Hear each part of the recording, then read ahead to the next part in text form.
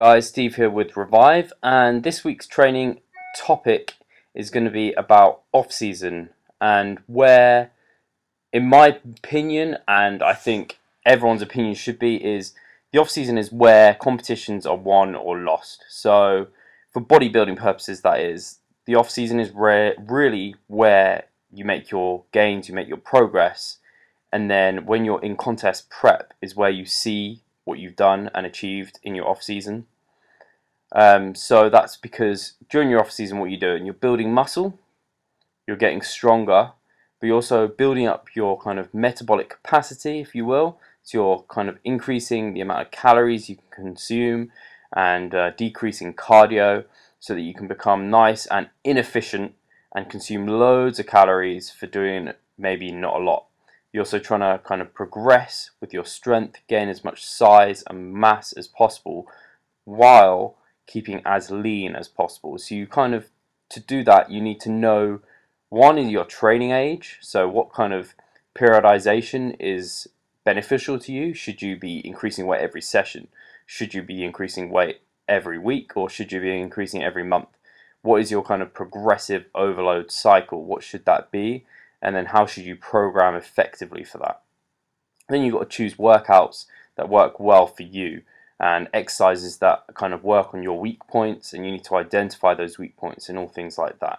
So that's your off season. It's kind of your building phase, in which few important things: gaining as much size and mass and strength as possible while remaining lean and not getting too fat, and also building up that metabolic capacity as high as possible so that when you're in your competition season, you have a lot of calories to play with, and you have the most amount of strength and muscle mass to then show once you've reduced those body fat levels. So really, competitions are won and lost during the off season. If you have a really rubbish off season, for example, you continue to try and bulk up really quick, cut down, bulk up, you go through cycles like that, you're probably going to have a terrible metabolic capacity. You haven't spent enough time actually building muscle mass, so you haven't actually built much lean mass, and so you're in a very poor position when it comes to trying to cut down.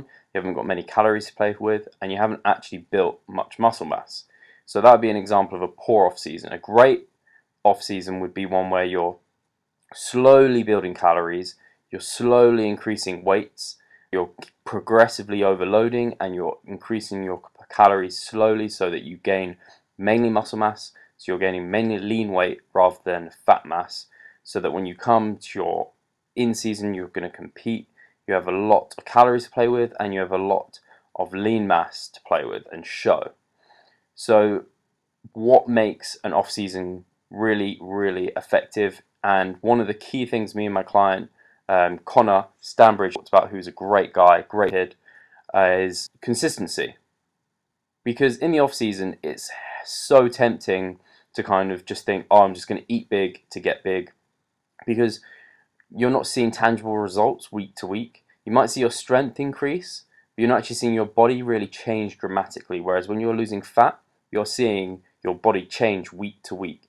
Every week you're kind of seeing new lines come in, new definition, and you're feeling great. So you're like, oh yeah, I want to make sure to track my macros, have the right amount so that I keep progressing and seeing this progress. But in your off season, you're eating calories that are reasonably high, but probably not stuffing you. So you have to track them and be consistent with it to really see the results you want. Because if you just go on an all-out pig fest and eat as much as you can, you're just going to gain a load of fat.